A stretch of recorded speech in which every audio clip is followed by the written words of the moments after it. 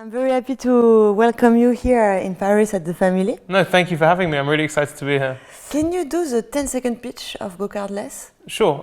So at GoCardless, what we do is we make it really easy for businesses to accept recurring payments.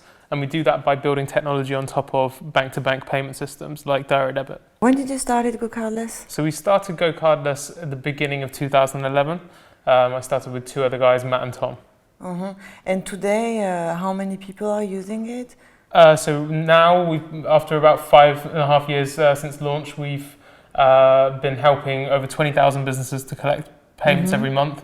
And we help them collect nearly $2 billion a year in payment volume. Okay, so let's go back to the very beginning of your entrepreneurial path and the story and how it started. So GoCardless for you, it's an adventure that was actually a pivot of something different, but not so different. So can you explain the very beginning of Group Pay and how it turned into GoCardless? So I guess like what we're working on today is quite a niche view of the world. Like we believe that the way that payments work on the internet doesn't make sense with all of the credit and debit card networks, and we believe in bank-to-bank payments as a way of solving that. But obviously that's not something that you just like come up with overnight. So the idea that we originally had and what we first started working on back in the January of 2011 was to help groups to collect money. So if you're, the captain of your local sports team or you're going on holiday with your friends, collecting money in those kind of situations is really hard. And that was the problem that myself and my co-founders had personally, and we were trying to solve. And what we found from the first sort of 6 months of working on this was a couple of things. Like the first was that actually that first idea didn't really work. It was really, really difficult to get access to these kind of organizations, and we realized that the idea was a bit of a dud idea. But we also learned a lot about how payment systems work, and in trying to get access to payment systems for ourselves, we realized just how broken and hard everything was. And so, we worked really, really hard to get access to these systems when we were working on this idea. And when we finally did, found out like what it actually took to do that and what it actually took to interact with these systems, we realized that actually by changing the focus a little bit to be less about groups and more about just helping like anyone collect money, we could build a lot of value for some of these businesses out there. And that's where really GoCardless started. Yeah, so you discovered and you split totally the problem, and you found the very, very problem in the problem, which was a flawless payment system to escape in a way the card system. Yeah, exactly. Okay, but what made you believe that you could do it, to solve this particular problem? Basically, by the time we realized that the group payments idea wasn't going to work, we'd already got access to the systems. And so, it wasn't really so much, can we get access to this system? It was more like we got access and then what do we do with it? But actually getting access in the first place wasn't easy. It was definitely one of the biggest challenges that we faced early on. And I'd say really there wasn't any magic to it. It was just persistence, right? So we had to go and talk to every single bank in the UK. We were calling up just through the phone number on their website and saying, hey, this is what we want to do. Can you help us? And what we realized was that there was just this kind of box ticking exercise that all the banks were doing, saying, okay, do you have £10 million a year in revenue? Have you been trading for 10 years? All this kind of questions. And obviously it was like, no. And then they'd say, no, we can't help you. And so, that was where we first started seeing the problem. And we were just lucky that by being really persistent and just not giving up and trying over and over again to apply, that one day our application landed on someone's desk that wasn't just ticking the boxes and was able to see things in a slightly different way. And that was really how we got access to the banking systems in the first place. And, what we realized was that, if my main business is not collecting payments, I'm not going to go to the effort of trying to apply to all of these things and go jump through all of these hoops to get access to these systems. So, that was really both the kind of the realization of the problem and getting access were part and parcel of the same thing. So up to the moment you speak to that person that believe in it, and this person believe in it just to understand, because I mean, what is the main argument for them? Because they have processes and a way to do it as of today, and what changed their perception? Well, I think that the main thing was that what we were focused on then, and even now in many ways, was helping people that the banks aren't very able to serve to get access to these systems. And so I think that the person that looked at it realized that, okay, this is actually something that will help my business, because I'll be able to help small businesses that at the moment I'm just turning away to use these systems, and the volume will still come through my bank. And so, they were willing to take a bet and really like support us early on in getting access and building these kind of capabilities. Okay, so you were already talking with these people, you already had a product that was working? Well, the initial product that we had, which was very focused on group payments, we built that in 2 weeks. And obviously with payments, you can't just sort of build a payment system. You need to get access to all of these kind of infrastructure. But what we did was we just built on top of PayPal. And I remember actually when we first started, what we built was highly illegal because it was built on top of my PayPal account. And we really believed in the sort of build fast, get something to market, start learning from your customers as an approach, and really taking that iterative approach. And we knew we couldn't afford to wait months and months to get access. So we built on top of my PayPal account. That quickly got shut down, but then we built on top of like PayPal's APIs. So at that point, when we were talking to the banks, what we had was like a product that was really a layer on top of PayPal that made it easy to sort of manage those kind of transactions, but just for groups. If you had the chance to do it again, would you do it exactly the same? In the early days? Yeah, I would, yeah. I mean, like, we learned a lot from building on top of PayPal.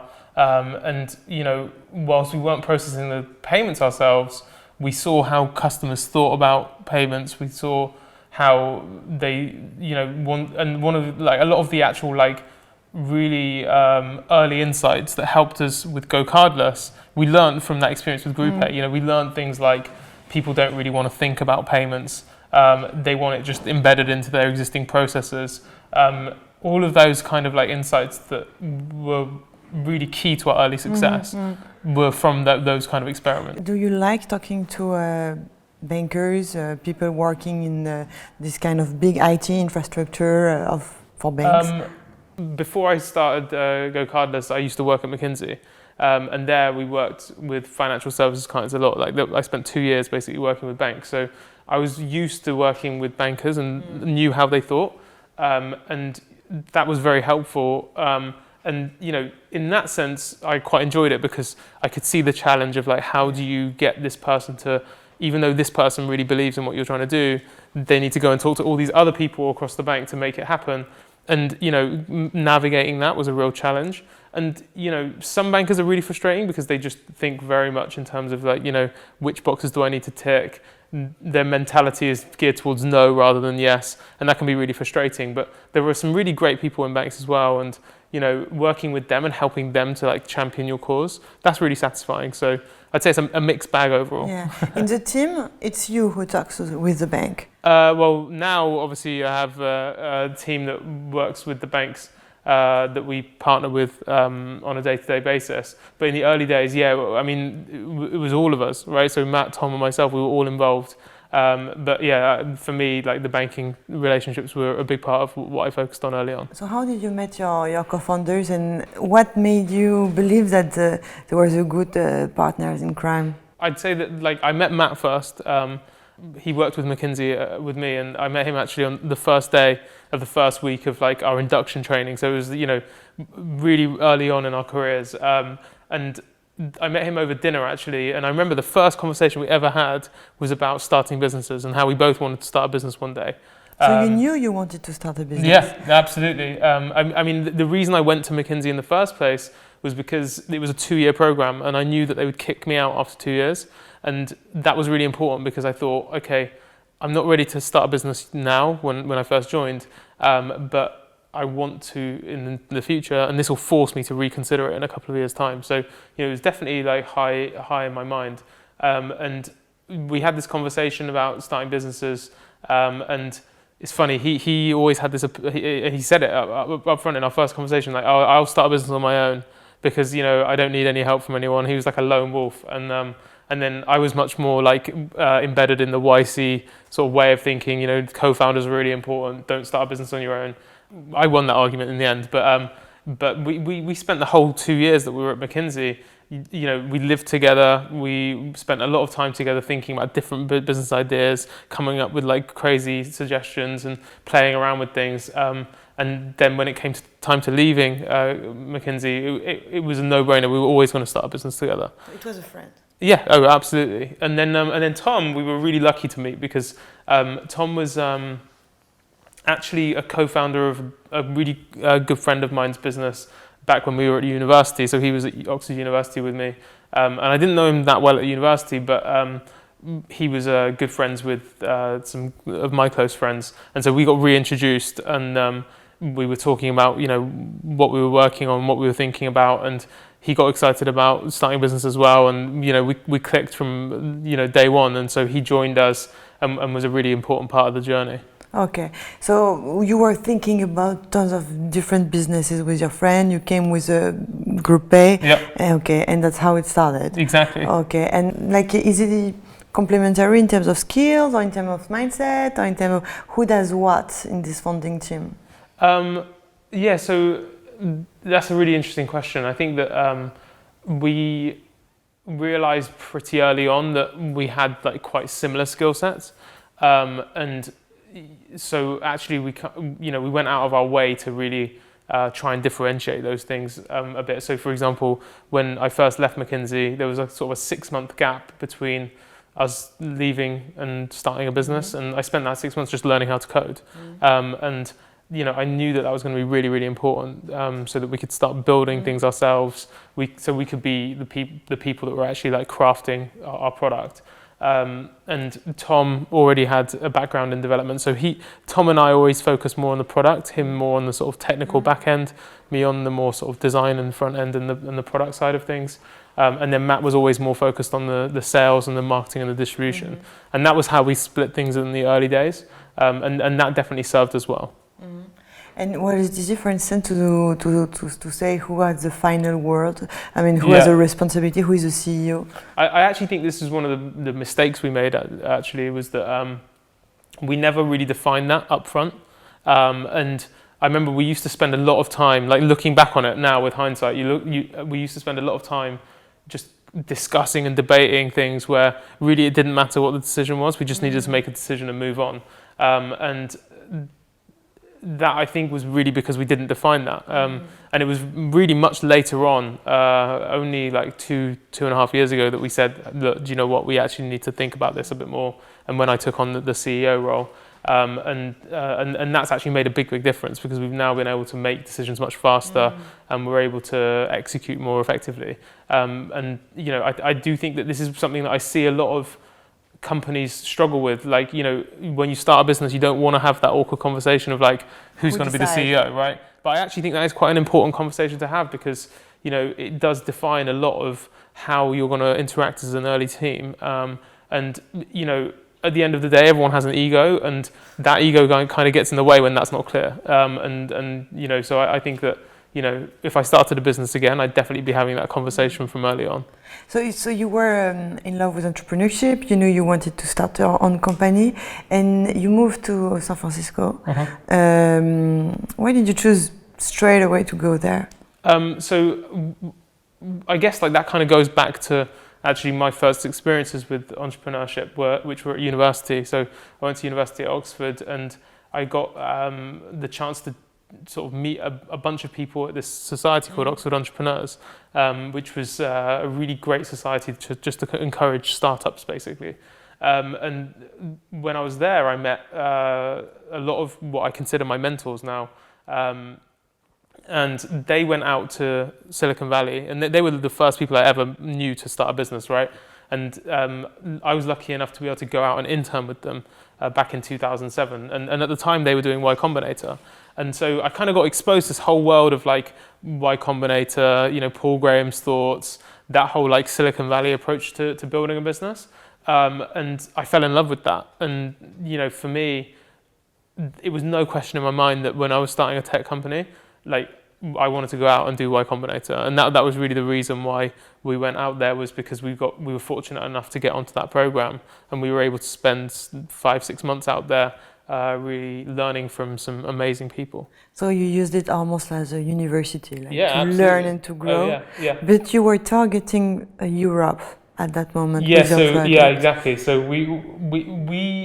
so I guess like when the idea became clear to us that it was really about creating a bank-to-bank payment system, it was pretty obvious that Europe was where we would start. Like, if you look at the way that payments work and the way that customers think about payments in the US, everyone's really, really wedded to their credit cards and their loyalty points and things like that. And so we always knew that for us, like, this was going to start in Europe, where people are much more used to like paying with their bank account. In Germany, it's actually like more popular than credit or debit cards, right? So that was always pretty clear, and we really saw that the opportunity to go out to San Francisco as a way to learn about how to build tech startups. And when we were doing that back in 2011, London was still much less mature as an ecosystem, and it's amazing to see how it's progressed even over the last 5 years. But we found that experience really invaluable. So you were focusing on demo day. Yeah. You were focusing on raising funds. Uh-huh. And how did it work for you at that time? It was hard, really hard. I think that YC has this like quite weird sort of property, which is that you see all of these success stories coming out of Y Combinator and raising money, like the week after demo day, and they raise like millions of dollars, and you just kind of assume that's going to be how it happens to you. And it's funny, like I talked to a lot of my classmates at YC, and we all went through the same experience where you do demo day, and for 2 or 3 companies that's the case, and maybe like now it's slightly different, but back when we were doing it, it was still really hard to raise money, and especially as a company that wanted to be based in Europe and raising money from like mainly like Silicon Valley investors, that was really, really tough. So what we had to go through, I remember like we had this Excel spreadsheet with like all of the people we were talking to. It was like 80 no's before we got like our first real funding. And we talked to 80, yeah, and so that was a lot of rejection, and that was definitely some of the lowest points of starting a business, was in that process. But you were learning a lot by meeting all of these investors and I think resilience. Yeah, exactly. I'd say that it's like a lot of what you learn through that process is very personal. It's introspective, right? It's like, I remember talking to Matt actually. We were driving back from a meeting with a VC on Sand Hill Road, and we were just like, we can't go back to the UK if we haven't raised any money. Like, we'll be like an embarrassment, ashamed. All of these sort of, you really start questioning yourself. And again, the only thing that really got us through that was just sheer persistence, right? You just had to just keep on going, and you go into a meeting, you get that same sort of, we might be interested, we'll be in touch, and you knew that was like, no, we're not interested, you've just been rejected, and then you have to like kind of get in the car, take a second, breathe, and then go right on to the next meeting.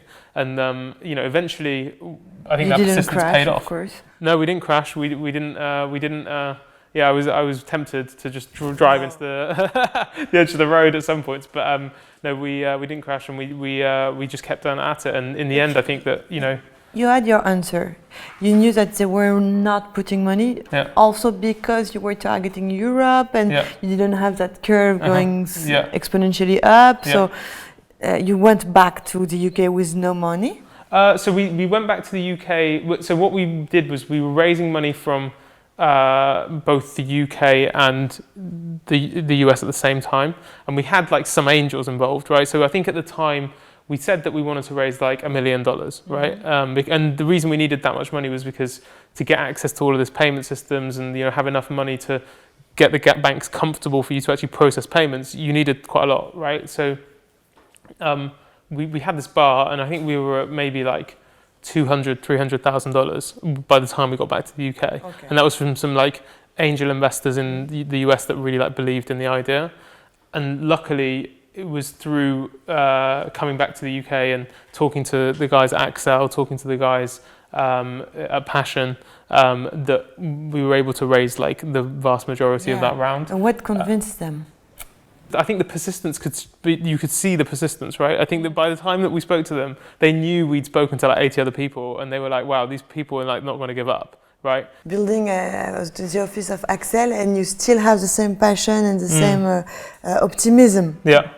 Yeah, I mean, for me, like, I think that one of the best pieces of advice we ever received at Y Combinator was when Sam Altman like told us about how building a startup is like riding a wave, right? Where like, you know, if you fall off, you die. And as long as you can just like ride that wave for long enough, you'll be successful. And that was what always rang through in our minds, was like, well, look, we're not dead yet. We still have some money.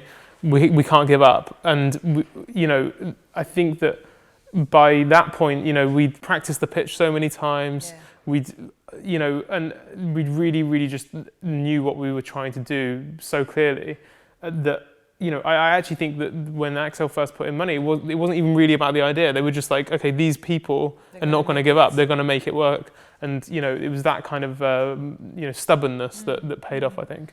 Okay, so it's a release in a way, huh, when you relive. Absolutely. Yeah, always. Every time you fundraise, by the time it's over, it just feels like a relief. Yeah. Exactly. So you had this money, you were settled down in UK, and you were staying in UK, and you started from the UK. Yeah. Okay.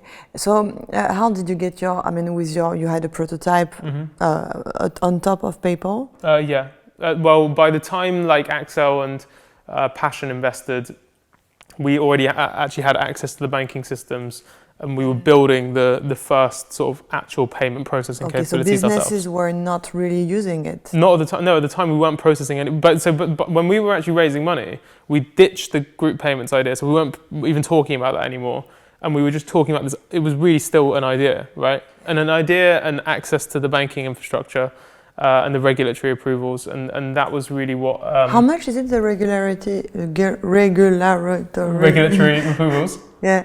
What do you mean, like how much does it cost? In terms of time and involvement to get it, and maybe money. Yeah, that's an area that I think actually Europe's done a pretty good job on, and then especially like the UK, for payments in particular, but also other financial services. And really why I think that fintech, like London is a hub for, is because they've made that regulation quite easy to get access to. It still takes time, and you know, for us it took probably about 4 or 5 months, and at the time that felt like a really long time, right? Yeah.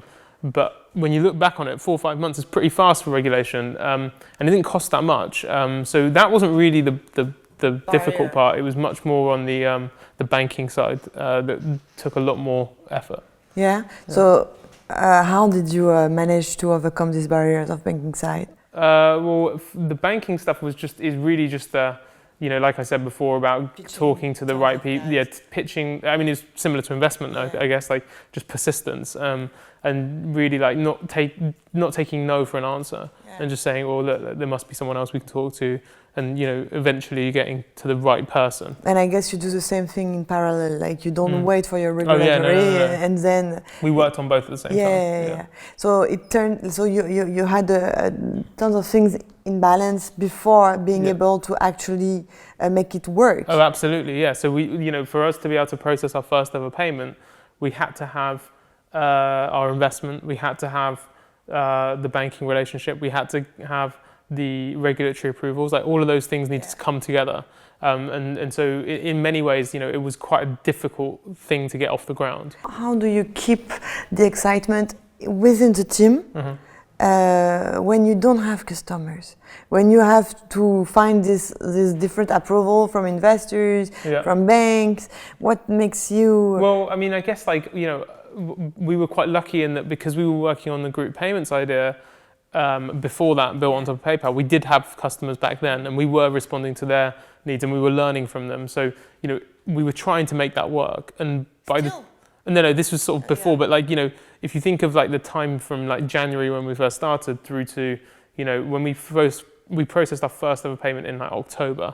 of that year. So in that 10-month period, the short. first 6 months, 7 months, we were working on the PayPal idea and building for groups. So we had customers then, and then by the time we decided not to do that, we already had the banking relationships and the regulation. So we had a new challenge, which was like building this API on top of these banking systems. So it never really felt like there wasn't something to do. It wasn't like we were just waiting. And people, how did you started pitching your customers? People were waiting already for your product. Well, for me, I think actually that's where we probably had the biggest slice of luck. Which was that when we first started working on this new idea for GoCardless, I was talking to a friend of mine about it, and he had said I met this guy that I think you should talk to. I think he might be interesting. And it was this guy called Dwayne, who's the CEO of Cashflow. And Cashflow is like this online accounting software that is based in the UK. Had 20,000-30,000 businesses using it when we talked to him. And he's a bit crazy. And we were really lucky because we met him and we were talking to him about our idea. And he literally had meetings with a bunch of banks and other software companies to build this exact functionality within his accounting software the following week. And he said at the end of this meeting, look, do you know what? I'm going to cancel all those other meetings and I'm just going to work with you guys. You don't even have a product yet, but this is exactly what I want. And I believe that you're going to build a really awesome version of it. So I'm just going to bet on this. And that ended up being our first partner, which gave us our first customers. And as we were building that first version of the API, we had Dwayne actually integrating against this API himself and really giving us feedback one-to-one. We built really the first version of GoCardless for Cashflow, and that was where all of our initial customers came from. Oh wow! Okay, so that's the best way to start actually. Oh yeah, absolutely. Because it's viral then, because that's the right network to spread the word. Yeah, exactly. So we were really fortunate because Cashflow had all of these tens of thousands of businesses that were perfect customers for us. So how did you manage the growth of your team? So I think we've actually hired relatively slowly, and I think that's important. We've never tried to hire for the sake of hiring, and really just hired when almost busting at the seams and we need more people. And there's a few things that we look for when we're hiring, which I personally have found is generally much more defined by culture than ability. Obviously ability is important, people need to be able to do the job and they need certain skills, but most often what determines someone that's really great from someone that's just good or someone that's bad is really their attitude. And so we think a lot about that, and so a lot of the interviewing process is about do we think this role is the right fit for this person? So does this match with their ambition and what they want to get out of their life? And then also do we think that they value the same kind of things that we do? And that's really been the mantra through all of it. I'd say that obviously depending on the different types of role, we look for different things in terms of skills, but what I've always really felt really strongly about is that what ties everyone together is a passion for their craft. So the idea that it doesn't matter whether it's being a developer or a designer or someone that's selling, you really care about that discipline and being better at that discipline, and that's what gives everyone a common level ground for respect. That I think even though I don't understand your job, as a developer, I don't understand what a salesperson does necessarily, but you can see that passion, and that's something that I think is common across everyone that we've hired. You have 1.5 million in bank.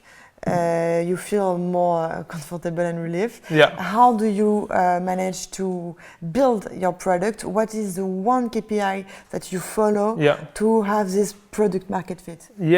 So actually it's funny because that changed over time. So when we first started, the metric that we targeted was volume, and we targeted volume just because it was a bigger number and we felt better about it, if we're really honest, right? Like revenue was very small back then.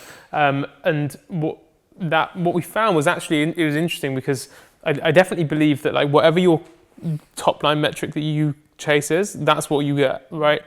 And we've definitely found that where we started like noticing probably about 6 to 12 months into first starting to process payments that we were starting to do really weird things where we were like, going after deals that would give us big payments, even though that didn't mean more revenue for us. And going after customers that weren't really a great fit for what we wanted to do as a vision, just because it helped with that metric. And so we actually changed that metric to revenue about a year in, and that made a big difference. But yeah, volume for us, it's very easy because of the payments business, like what constitutes value in terms of revenue to us is very closely linked to actual activity in the product.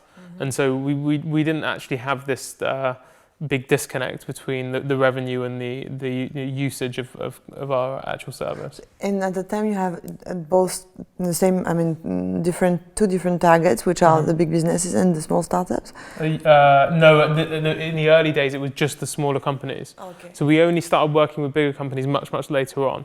So it was really about getting small businesses to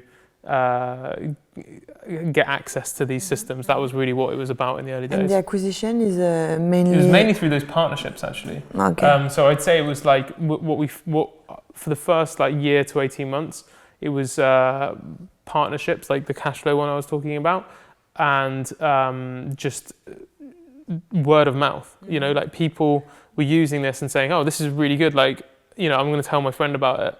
And those two channels were really the only thing that we had.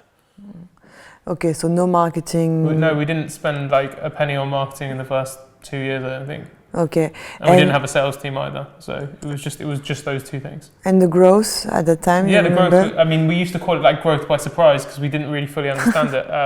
We were growing like 30-40% every month, just off the back of those two things. And like for me, when I reflect on it, what really I think drove that growth, aside from the partnerships, which were really important, was that like just getting the product right, and like having a product that really hit a nerve and hit like a sort of vein of demand that existed in the market.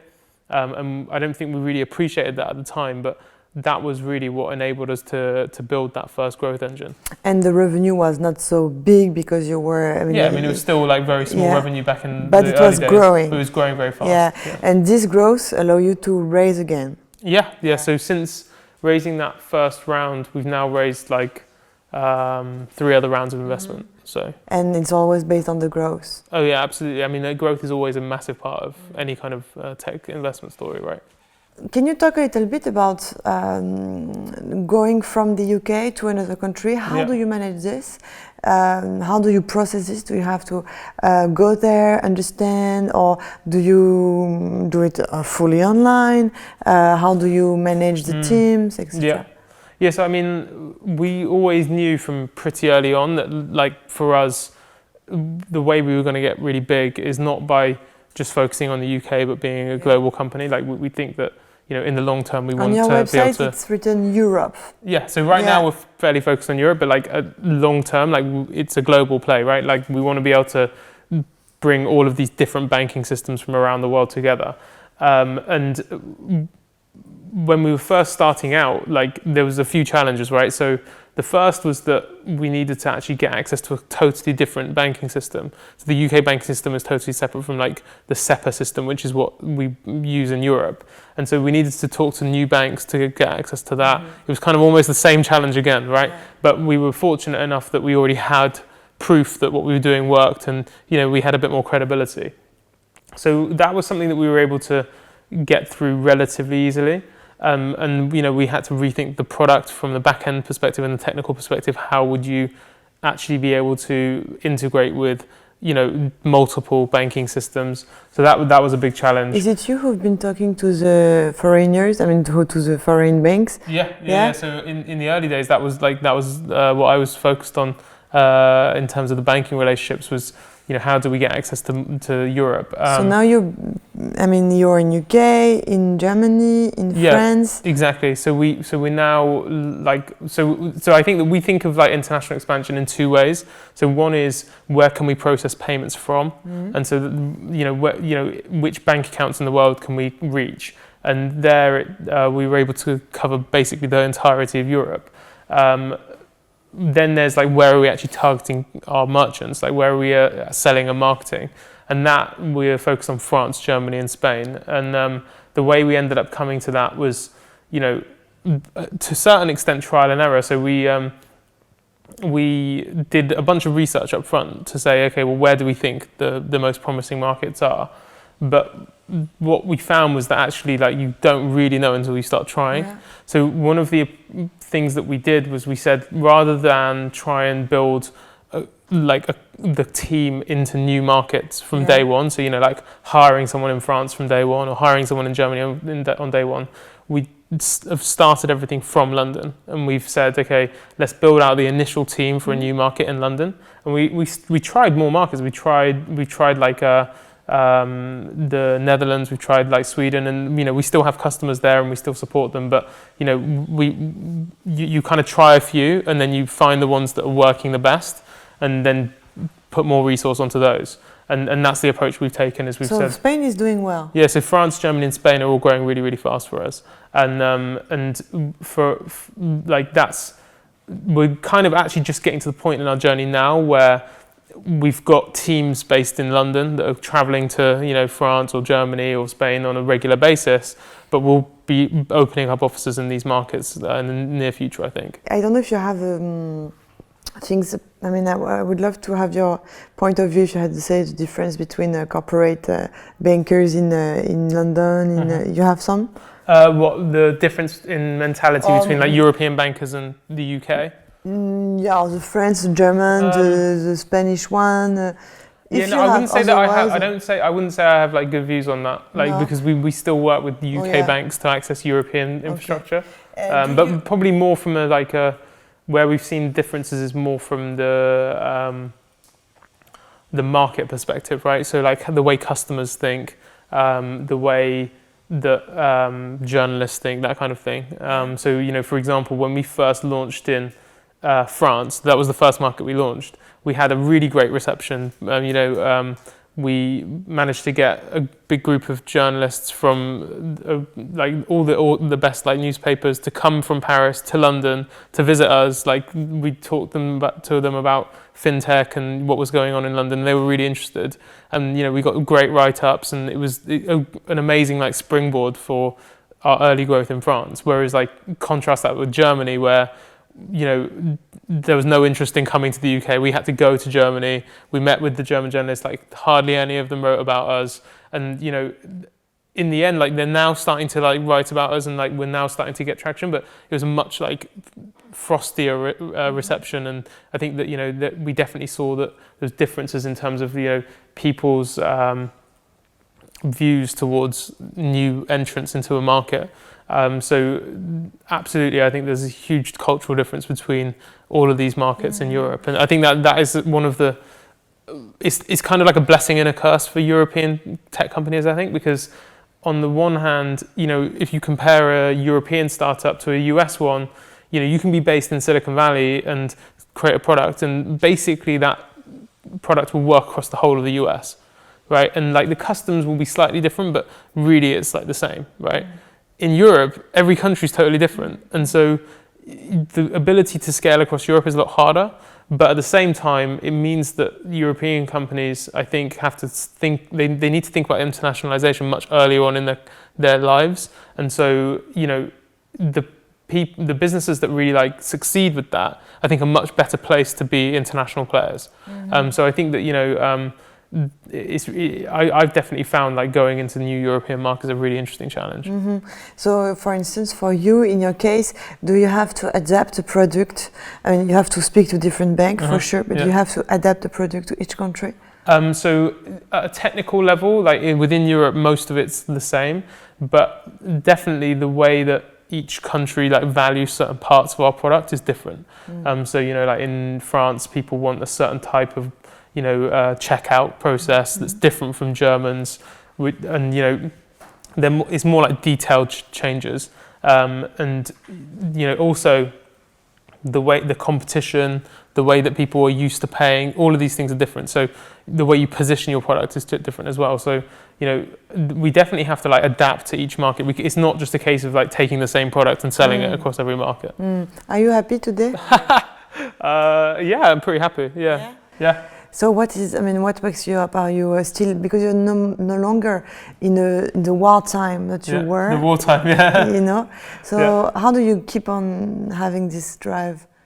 Well, I mean, for me, I think that what I enjoy the most about starting a business is that it changes all the time, right? The challenges are always different, and you say like it's not wartime anymore, but I don't feel like that. Are you feeling like wartime still? Yeah, it's always wartime when you're starting a business, right?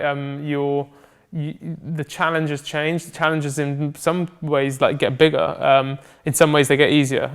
But that adaptation and the way that your role is constantly shifting, that's what energizes me. And I just feel like I'm learning a huge amount from starting a business. So what are you learning right now?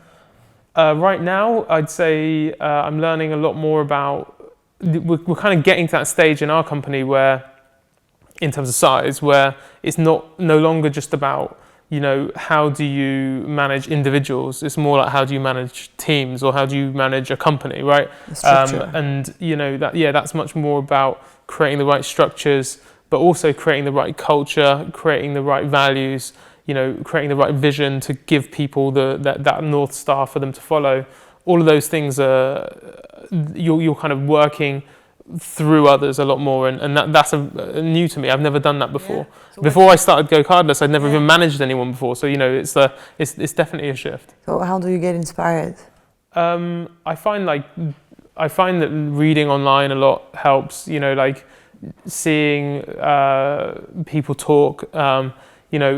That's one of the great things about all of the tech companies that have existed before us, is that people's openness about how they've worked on things, the challenges they faced. That's been really, really awesome. So I find that kind of advice really useful. Something I think is really important is really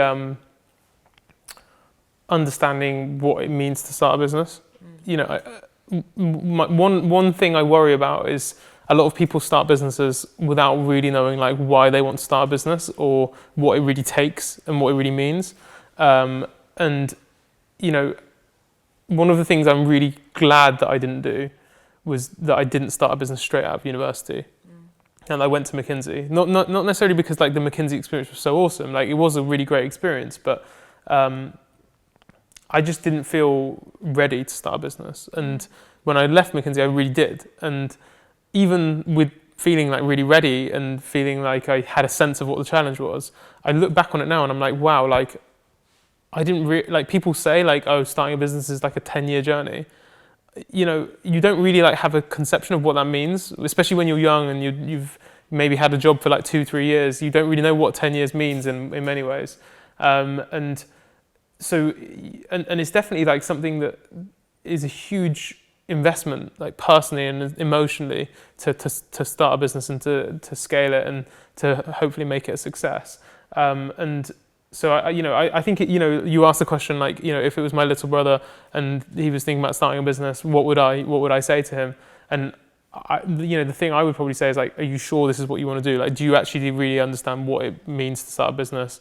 And I think as long as like someone is really like bought into that, that gives you the base that enables you to do everything else, right? It gives you the foundations to just say, do you know what, like, I'm just going to be really stubborn and I'm not going to give up and I'm not going to say no, I'm not going to like fall off this wave.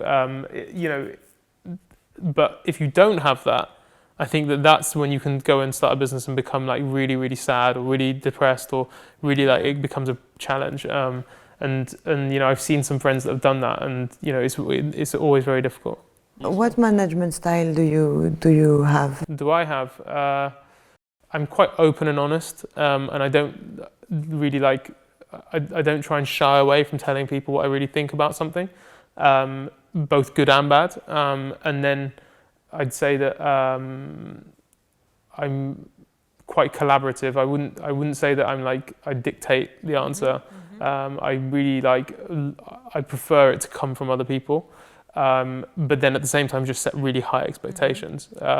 And that combination seems to work quite well for me. But I think that like what's really important is not that there's one leadership style that's better than any other leadership style. It's about finding like what's your authentic leadership style, right? It's like what's the way that you as a person feel comfortable leading others. And that I think when you find that balance, that's when you're going to be the most comfortable and when you're going to be the most effective. So today you are 80 people. Yeah. How is it split into the 80 in terms of activities? In terms of activities, so we have about, it's changing all the time, so it's hard to keep count, but somewhere between 20 and 25 people focused on like product, so either like engineering or design. We have about 20 people focused on operations, so like customer support, all of the compliance that we have to do. We have about 20 people focused on sales, and then we have a relatively small marketing team, and the rest is kind of other things like like finance people, that kind of stuff. Okay, and all these people, they know each other well. They work together. Yeah. How do you manage this? You have a Slack, I guess. Of course, yeah. Yeah, for all the team. Yeah. You have an onboarding process. Yes. Yeah. What is it? You have to. We adapt it all the time, but I think that that's a really important thing, both so that people can get up to speed quickly, but also so they can feel like part of the team. For us, like what we try and do is we give people a lot of upfront information. So we have like a handbook to give to employees. We have a process where we say, okay, the first week this is what it looks like for a GoCardless employee, and that will change a little bit depending on the role. But some of it's training, some of it's going and meeting people from across the team, and then really like other than that, it's more informal. It's encouraging people to spend time together from across the organization to really like share experiences. And how do you organize your week to be efficient? I wouldn't say that. You hear like these kind of stories of like Jack Dorsey or someone like that, where they be like, right, Monday's my this week day, Tuesday's my operations day. I don't really do that. You don't split into activities by days. I try and spend the first half of the week really focused on really identifying what is it that, like the way I think about it is what's the big thing that I need to make sure I get done this week or this day. So 1 week, one focus. Not necessarily, but like it's more like chunking your day up into or your time up into discrete segments, right? And saying, okay, I really need to make sure that we do this today, or I really need to make sure that this happens this week. I kind of think of it like that. But it's much more ad hoc. I think I could be way more efficient if I'm honest. Okay. Yeah. And are you passionate about banking systems? Banking systems. I'd say that what makes me really interested about them is like I like complex systems and making sense of them and then making them simple. That not necessarily banking systems, just anything. I studied maths at university. That was something that I really cared about from that. So definitely, like banking systems is something that I'm really interested in. But I wouldn't say that I'm passionate about banking systems like in and of themselves. Yeah. Okay. So the complexity of the problem is something that drives you. Yeah, and making something that's really, really complicated and difficult really simple. When you go on our website, when you start using the product, I think that one of the piece of feedback we always get, and one of the big reasons why people use us is just because it's really simple and it's really easy. But behind that, it's very, very difficult and very complicated, and that's what I enjoy. In a way, would you say you've been hindered by what we call at the family toxicity of our environment? I feel like you've kind of escaped because you've taken the best from San Francisco, then you came back and you never take a no as an answer. Yeah. I think it definitely made things harder, right? So I don't know is the answer. I actually think that what you've got on your website really sums it up well, which is like as long as you're kind of aware of that, then you can manage around it, right? And I think that the best startups can be often created in the hardest of conditions, right? Like you look at companies like Google or Airbnb, like they were both started in like some of the worst financial conditions to start businesses in history, right?